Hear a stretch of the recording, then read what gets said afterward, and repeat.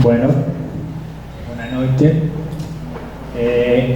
Quiero empezar con una disculpa, porque eu no falo portugués y voy a tratar de hablar despacio, y si hay dudas o estoy yendo muy rápido, por favor deténganme para que se entienda lo que estoy hablando. Quiero agradecer al profesor Bruno, a la Rectoría y a todos los organizadores de este evento que me den la oportunidad de estar aquí con ustedes. Y en especial a todos los estudiantes que me dan el honor de compartir algunas de mis ideas. En este caso voy a trabajar la idea de la historia al centro como el elemento central de la enseñanza de la historia. Sé que parece un truismo algo muy obvio, en el que en la enseñanza de la historia está en el centro. Sin embargo,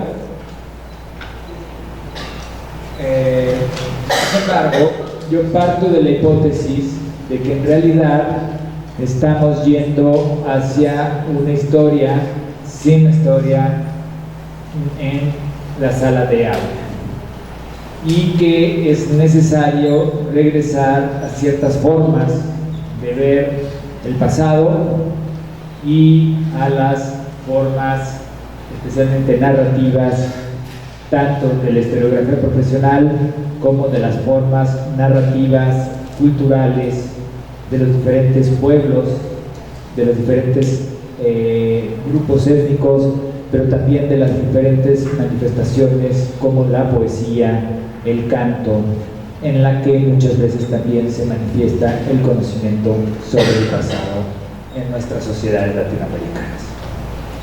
Esta hipótesis se fundamenta en el análisis de la política educativa hegemónica contemporánea, que se manifiesta de maneras muy diferentes en los distintos países. Yo desconozco el contexto y la realidad de Paraná en general. De aquí tampoco lo conozco, pero he estudiado un poco las reformas curriculares en ciencias sociales en América Latina desde los años 90 a la fecha, y podemos constatar que hay una desaparición cada vez más notable de los contenidos históricos en los programas de estudio de países como Chile, México, Perú, Costa Rica y en cierta medida también Brasil y Argentina. Esto se debe a lo que yo aquí denomino la pedagogía de la cualidad. Lo primero que voy a hablar es entonces de estos elementos de la pedagogía de la cualidad, que nombro así al discurso político educativo contemporáneo. En segundo lugar, voy a hablar sobre, desde mi perspectiva, el error básico de, voy a poner tiempo y no quiero pasar. Entonces, desde la perspectiva, creo que la pedagogía contemporánea, en especial los discursos políticos, han visto la educación, no necesariamente por mala intención o porque quieran hacerle mal, sino por la perspectiva pedagógica, que han trabajado o desde la psicología, desde la sociología, que son las dos grandes disciplinas que dominan la investigación educativa, aunque no única, y han desplazado han puesto a un costado a la reflexión educativa desde la educación, es decir, centrarse en el acto educativo más que en la gestión de los sistemas educativos nacionales. Después quiero hablar de una de las grandes potencialidades, o dos grandes potencialidades de la ensino de la historia, que a mi parecer es el carácter de alteridad radical que nos ofrece, al mismo tiempo que recuperar principios de igualdad fundamentales entre los estudiantes y en los procesos educativos.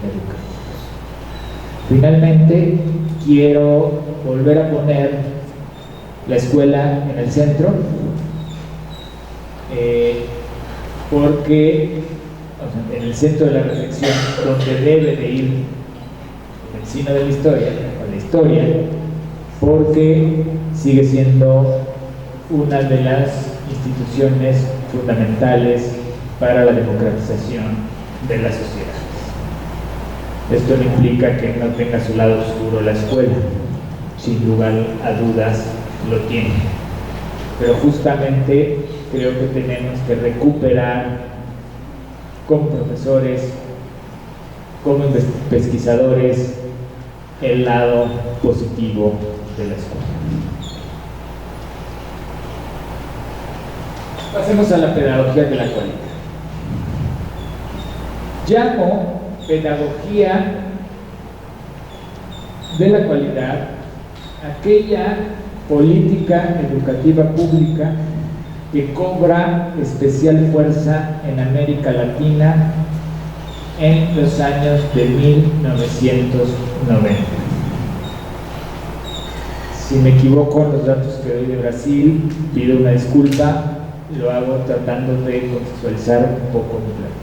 Los parámetros curriculares nacionales de 1996 estarían en esa época inicial en reformas educativas de las postdictaduras latinoamericanas. Pero están los contenidos básicos comunes en Argentina, están las reformas a los programas de historia en Chile, también están los contenidos en México, que es el país que más conozco, pero para no ser la lista, son 11 o 12 países que reforman sus leyes de educación. No voy a entrar en detalle, pero Brasil también lo hace, reforman sus leyes, hacen el Fundamental 2 carácter obligatorio, es decir, la educación secundaria en los países baja, pero creo que aquí se llama Fundamental 2, y se hace obligatoria, y empieza un importante proceso de modificación de las formas de formación docente. En algunos países desaparecen las escuelas normales, pasan a las universidades, empiezan los sistemas de evaluación en la educación superior, y hay una serie de criterios importantes que no voy a profundizar aquí. Pero lo que quiero yo, centrado en el Fundamental 2 y el ensino de la historia, el ensino medio, sería pensar en una pedagogía de la cualidad que aquella que actuamos y medimos con una lógica que a veces podemos decir que somos decoloniales, críticos, alternativos, pero que nuestras formas didácticas tienen naturalizada ya esas prácticas. Es una pedagogía que combina una visión psicologicista de un constructivismo reducido, la accountability, no sé cómo se diga en portugués, pero es la rendición de cuentas, tiene que ver con la función de la evaluación como dada, no para ver los procesos educativos, sino para proponer una rendición de cuentas de los profesores a la sociedad y del sistema educativo. El Estado ya no como educador, sino el Estado como garante de la educación de calidad. Y por supuesto la evaluación. El tema es muy largo y no quiero prolongarme, pero hay muchos ejemplos de lo que estoy diciendo y ahora iré a uno de ellos. No sé si se diga rúbrica de evaluación. Estas tablas con contenidos de aprendizajes sería un ejemplo claro de esta pedagogía de larga duración y que hoy encuentres y que volveré más adelante. Pero lo más importante es que considero que lo que se busca es formar sujetos de cualidad, ser sujetos que piensen básicamente en sí mismos, que piensen básicamente en una idea de cada vez ser mejores, de vivir en constante falta y de estar imposibles de alcanzar eso, pero siempre tratando de ver eso. ¿Por qué esta pedagogía creo que es la que ha sacado a la historia al encino de las salas de aula? Por 4 razones básicas, pero que no son las únicas. La primera es que lo que busca la lógica de la cualidad es la eficiencia, la relevancia, la pertinencia y la eficacia.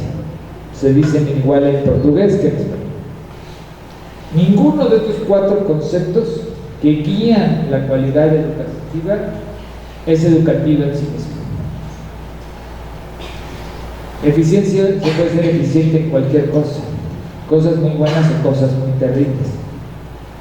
¿Sí? Se puede ser eficiente en la tortura, porque estas categorías no tienen ningún juicio valoral, porque el objetivo es la vigilancia y el control de las prácticas docentes. El segundo elemento importante es la necesidad de comparar los rendimientos de los sistemas educativos. Y esto porque el centro de la pedagogía de cualidad es lo que se llama el logro de aprendizaje, el aprendizaje, que se va midiendo a lo largo de los años, pero ese como requiere ser estudiado va homogeneizando, va siendo el mismo los diferentes contenidos. En la prueba PISA sería el ejemplo más claro y más famoso, y no quiero profundizar, pero es el conjunto de habilidades universales que creemos que son de nuestra disciplina, pero son iguales a todas o a una especie de habilidades o funciones psicológicas superiores contemporáneas que se vuelven universales, no porque sean universales, sino porque se universalizan. Espero que se entienda esa idea. Pero en realidad es una forma de, o es las habilidades que se requieren en el capitalismo cognitivo contemporáneo. Cuando hablamos de las habilidades de ensino en historia, causa y consecuencia, cambio y permanencia, que efectivamente son contenidos históricos o sirven para el pensamiento histórico, son solo una parte menor de lo que es la historia y provienen o son categorías que no surgieron de la historiografía, que no necesariamente por eso es bueno o malo, sino desde la psicología, y son las mismas que se piensan en ciencia. Y eso es porque como la historia fue un saber quitado de la escuela y de las evaluaciones, porque básicamente se evalúa ciencia, matemática y lengua, la historia, en los programas de historia, fue cambiando sus contenidos. El cuarto elemento, ¿sí?, es este conjunto de habilidades fundamentales que promueven pensar como historiadores. Y hoy decimos, vamos a trabajar con las fuentes, vamos a trabajar con las características básicas del historiador. Entonces vamos a hacer o simular en el aula el método del historiador. Pero si han escrito historia, estudiaron historia, saben que el archivo es solo una condición necesaria, pero no es insuficiente para escribir y pensar históricamente. Porque lo que nos ofrecen justo los grandes historiadores o los grandes intérpretes de la historia son las narraciones históricas. Tenemos a Hobsbawm, Peter Drucker, a historiadores muy reconocidos. Su riqueza está en la forma que nos interpretan la historia, no en la forma que analizan, que es la misma que hacen todos los historiadores. Cuando partimos de que la función en la enseñanza, en el enseño de la historia, es el análisis de las fuentes primarias, estamos reduciéndonos, a mi parecer, en lo más elemental de la historia, en lo que es lo menos importante. Es necesario para construir la ciencia histórica, pero es no necesariamente lo que da sentido. Y además es una muy buena forma de excluir en las aulas las formas múltiples de narración histórica de las diferentes culturas. Y voy a contar rápidamente una anécdota.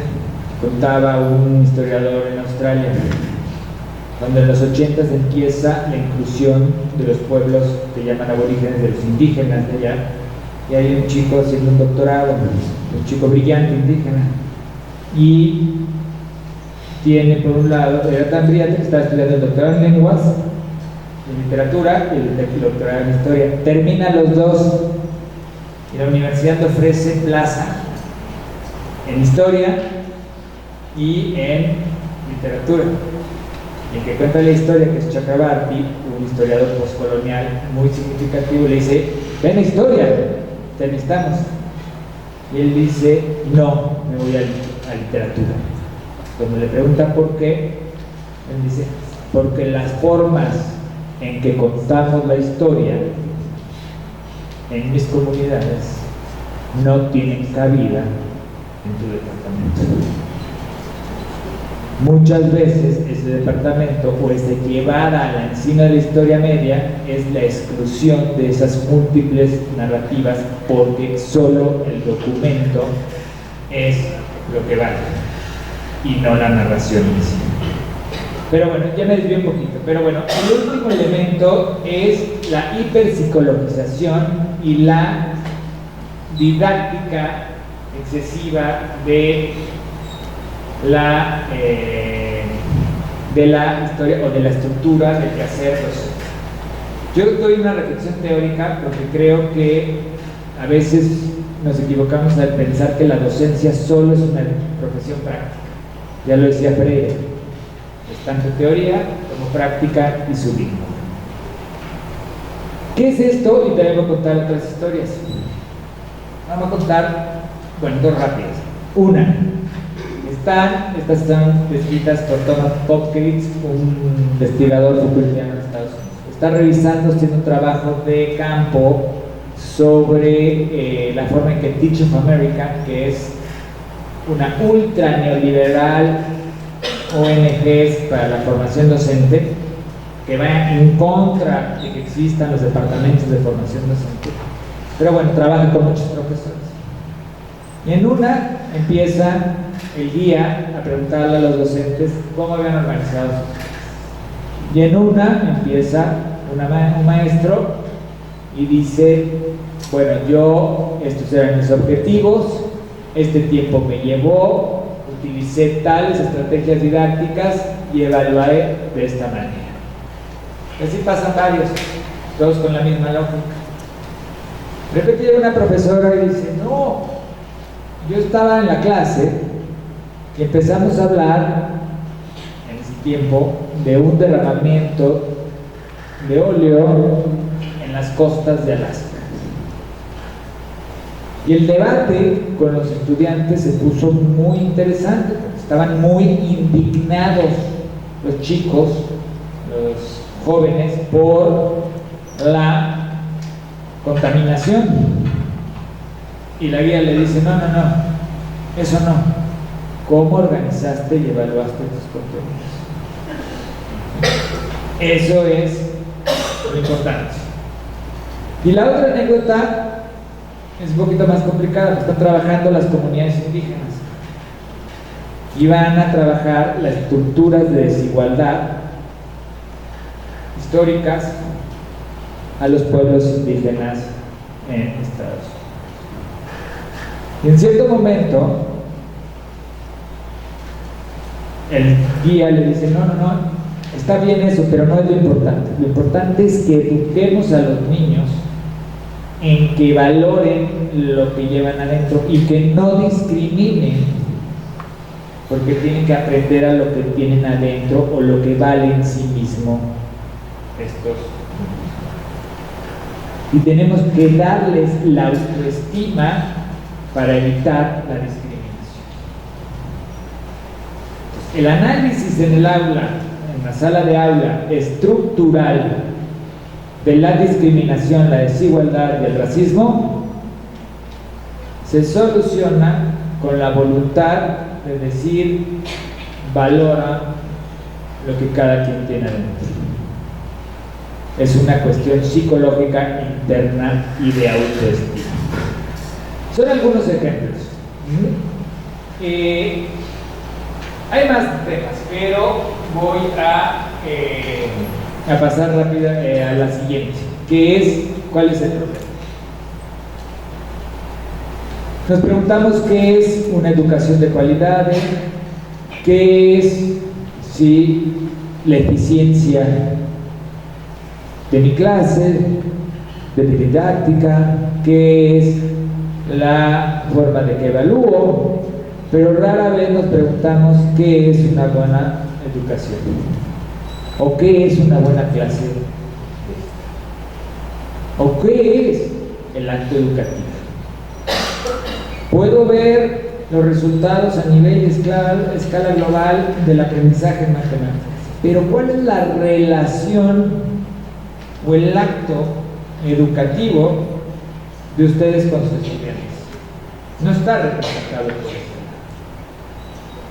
Y esto tiene que ver, a mi parecer, porque estamos en la educación como gestión y no en la educación como problema existencial. Y aquí Viesta nos puede ayudar un poco. Viesta un poco, pero antes que Viesta, por supuesto, Freire. Porque Viesta retoma a Freire cuando dice que la educación es una forma de promover maneras de estar en y con el mundo.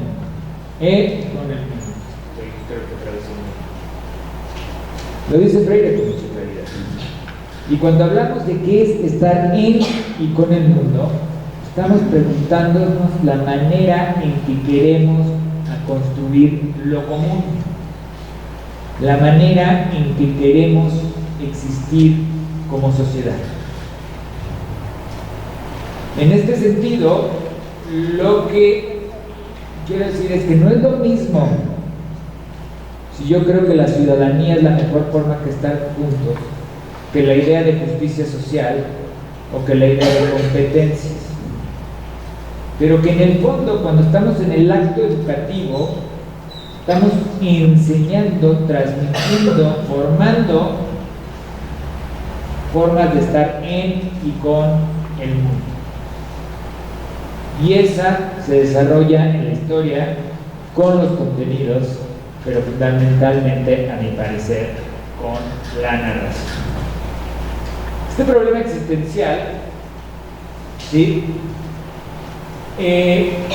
Para mí tiene que trabajarse con el reconocimiento de la pluralidad cultural, con el reconocimiento de la educación como justicia social, pero no porque la educación vaya a redistribuir lo económico, sino porque la educación, en especial la enseñanza de la historia, tiene la capacidad o la potencialidad de deconstruir, de cambiar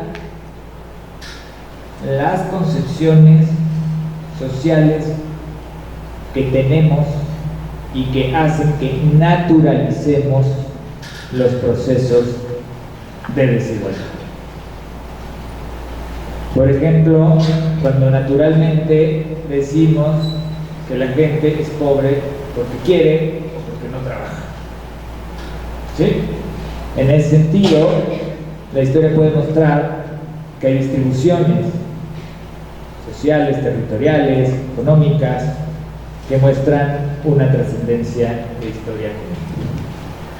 Destruir esos preconceptos de las condiciones de la desigualdad es una de las potencialidades de la historia, pero no del análisis de archivo, sino de el pasado, de la recuperación del pasado como forma de enseñanza.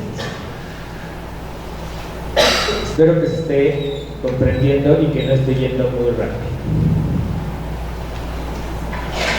Bueno, ¿qué puede ofrecer la historia? A mi parecer, el carácter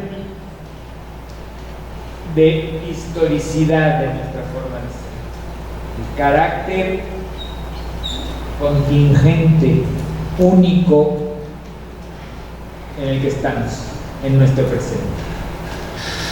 El hecho de que seamos diferentes a la gente del pasado y la gente del futuro sea diferente a nosotros.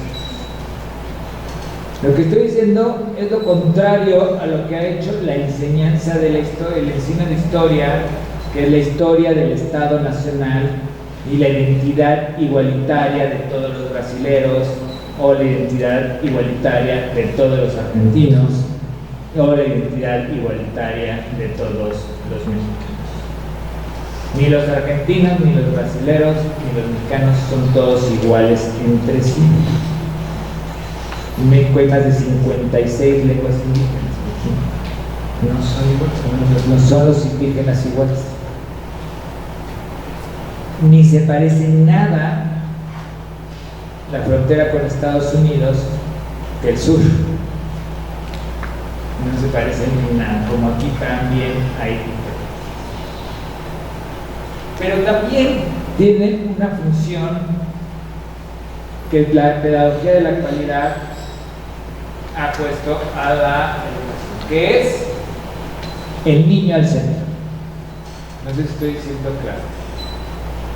El niño, todo parte del niño, del menino.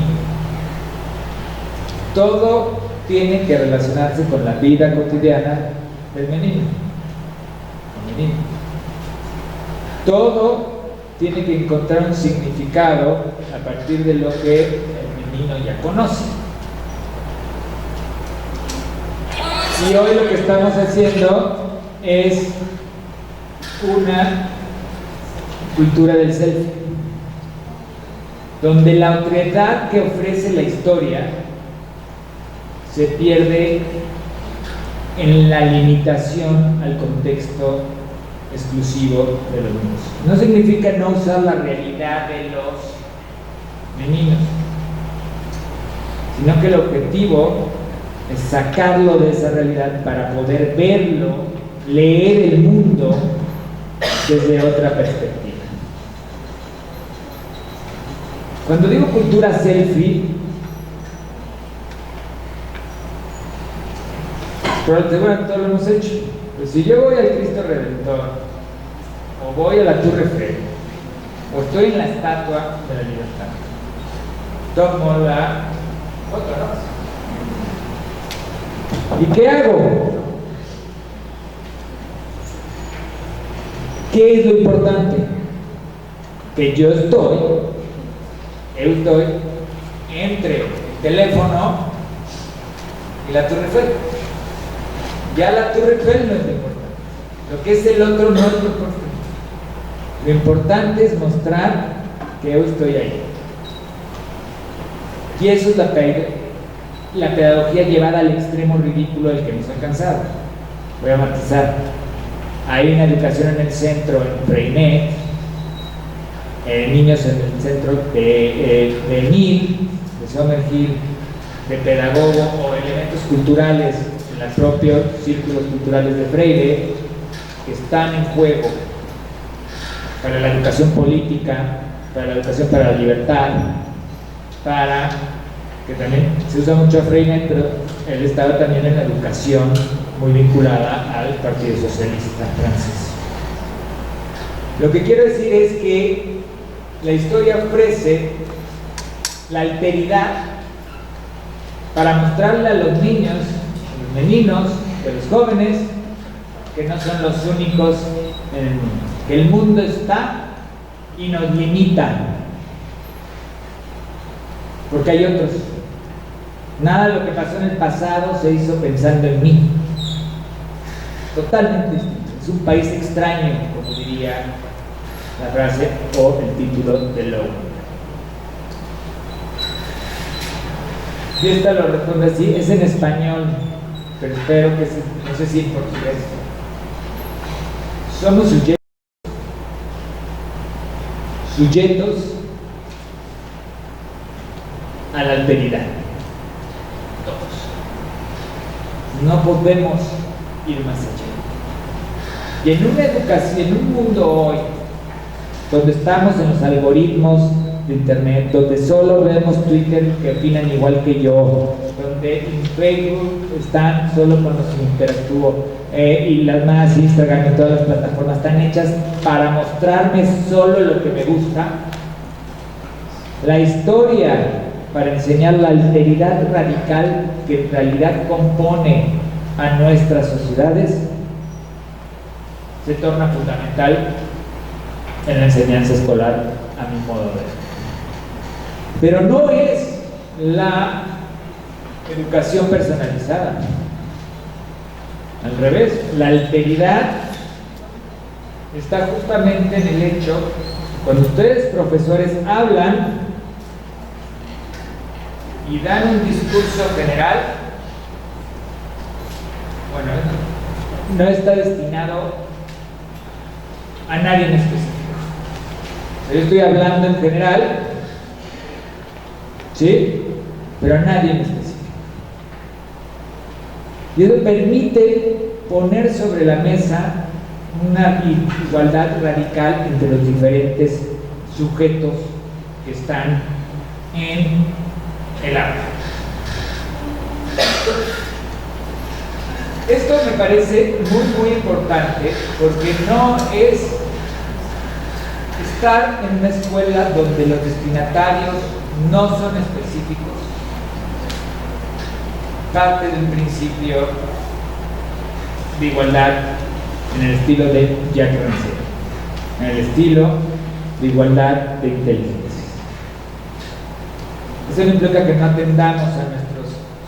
Lo que estoy luchando en este sentido es contra lo que se nos viene, que es una educación cada vez más personalizada, cada vez más algorítmica en ese sentido, cada vez más hacia lo que el alumno quiere, que es el sí mismo.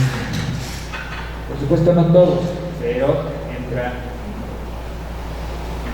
Como dice Melieu, todos los alumnos tienen derecho a ser diferentes, pero todos los alumnos tienen derecho a ser iguales.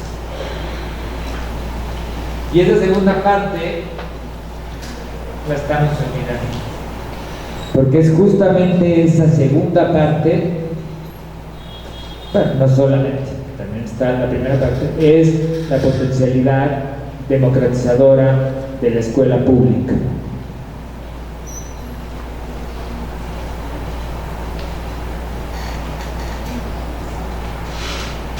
¿Cómo trabajar esta alteridad patriarcal en los contenidos de historia? Bueno, yo creo que empecemos por recuperar la historia, el pasado, pero no la historia que hemos enseñado en la escuela,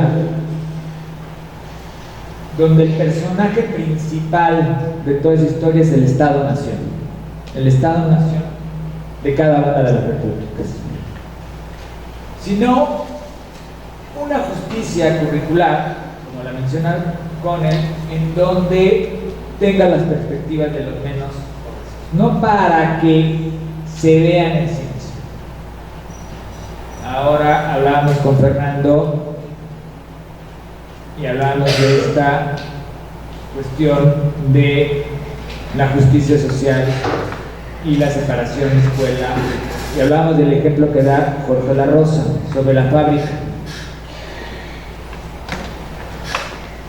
Si yo quiero vincular la fábrica con la escuela, puedo hacerlo de muchas maneras. Lo que yo estoy haciendo aquí es una posición entre muchas de la enseñanza de la historia, del ensino de la historia. Puedo enseñar las competencias cognitivas que creo que van a funcionar para la fábrica. Entonces sería un capitalismo cognitivo un poco más disgregado que la fábrica. Pero si le hago escuela y le hago justicia escolar, pongo la fábrica para leer la fábrica, para estudiar la fábrica, para comprender la fábrica. Y ahí la historia nos ofrece múltiples maneras de entender la fábrica. Y además es una disciplina que permite entenderlo en su dimensión temporal, pero también permite recuperar la sociología u otras disciplinas. La memoria colectiva, ¿sí?, sobre las condiciones de los trabajadores.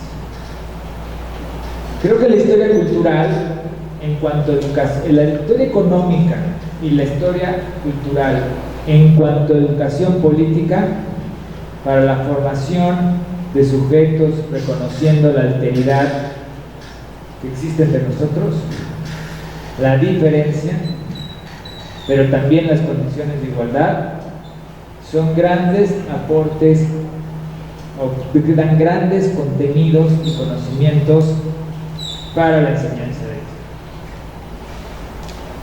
Y voy cerrando para no pasarme de los 40 minutos. Aquí hago 4 preguntas.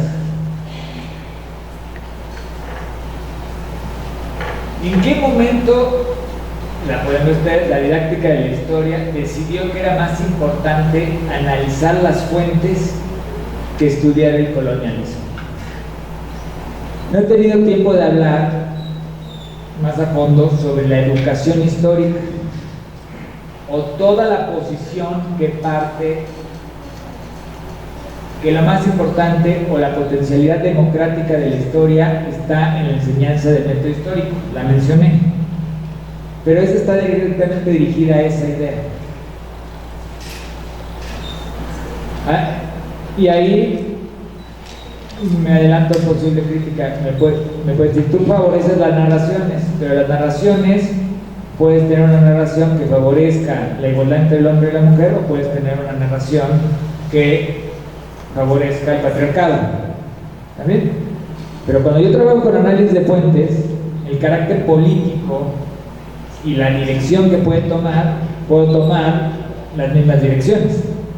Lo importante es la capacidad que tengamos de analizar esas narraciones y no quitar uno y poner otro, sino partir de que las fuentes primarias son una condición que ayuda, pero no es suficiente. Por eso tanto fake news en este mundo. Cuando vimos aquella virada que pasa de la comprensión de la explotación de los trabajadores o de las condiciones de desigualdad en el capitalismo contemporáneo, para pensar que lo más importante era la mudanza en la permanencia. Vacías de contenido. Porque puedo hablar del trabajo, del gobierno, mudanzas de permanencias, pero también puedo hablar de las mudanzas y permanencias en los peinados de la corte de Luis XIV, en la misma condición. ¿En qué punto de la historia de la educación se pensaba que aprender sobre el tiempo histórico y causas y consecuencias era más importante que estudiar las formas tradicionales de patriarcado?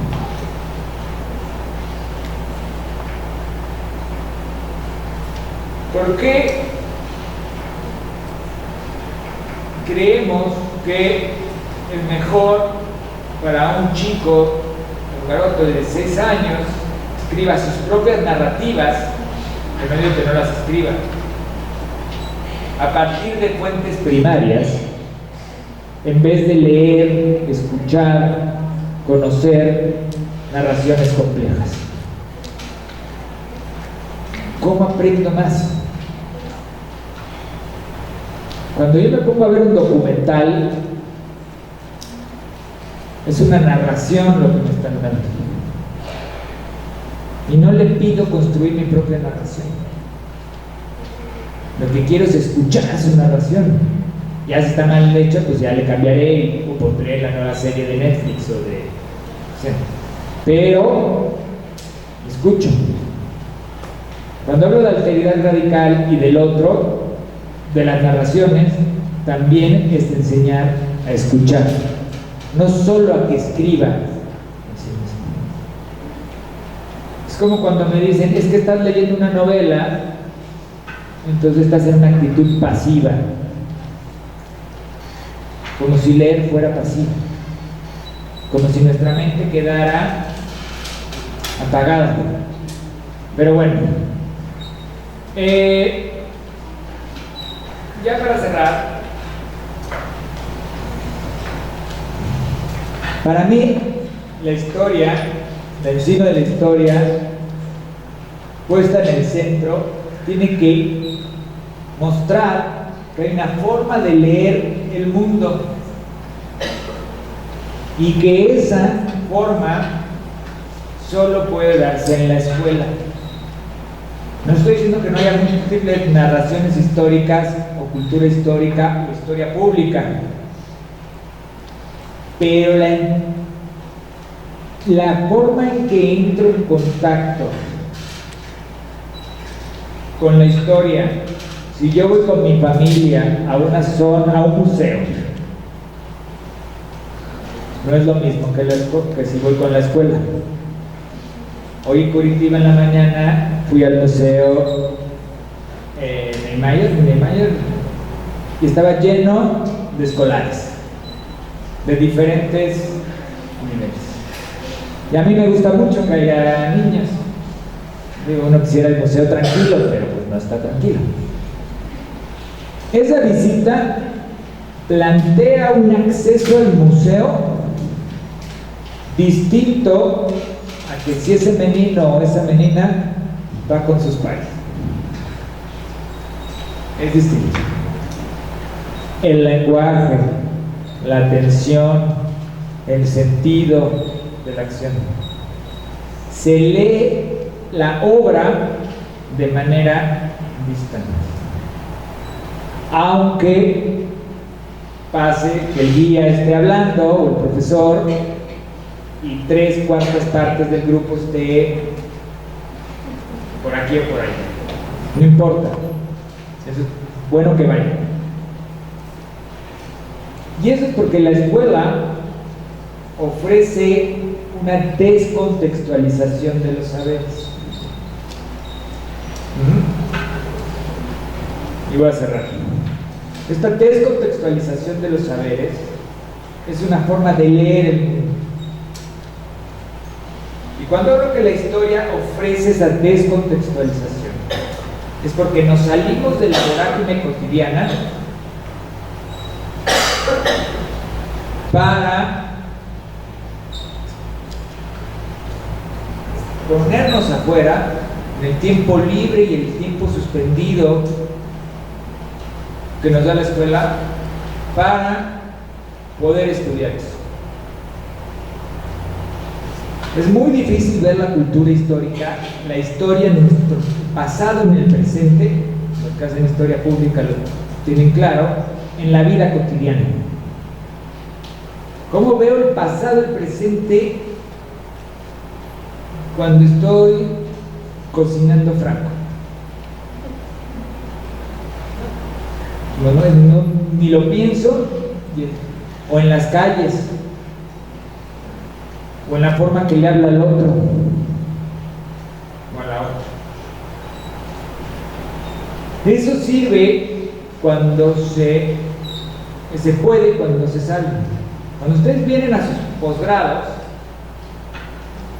incluso cambian de profesor en el día a alumno en la noche.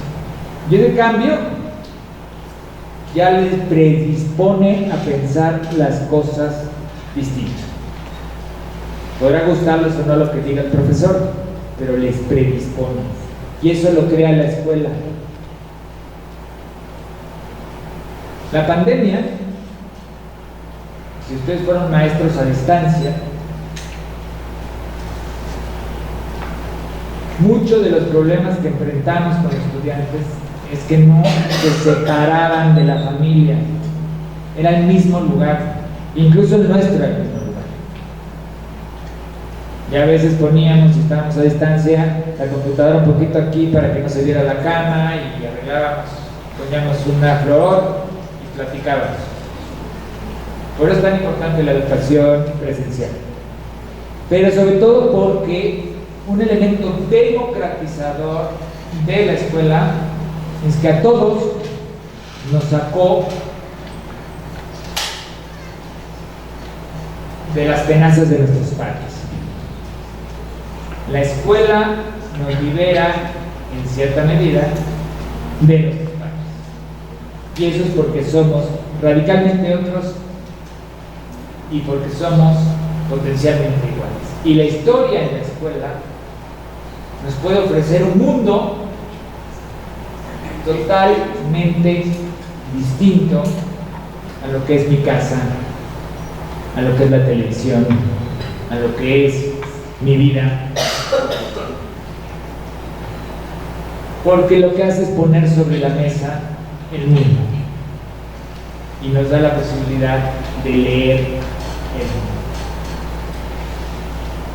En ese sentido, creo que regresar la historia al centro es poner ese mundo que es radicalmente distinto y que se puede porque estamos en la escuela. Muchas gracias.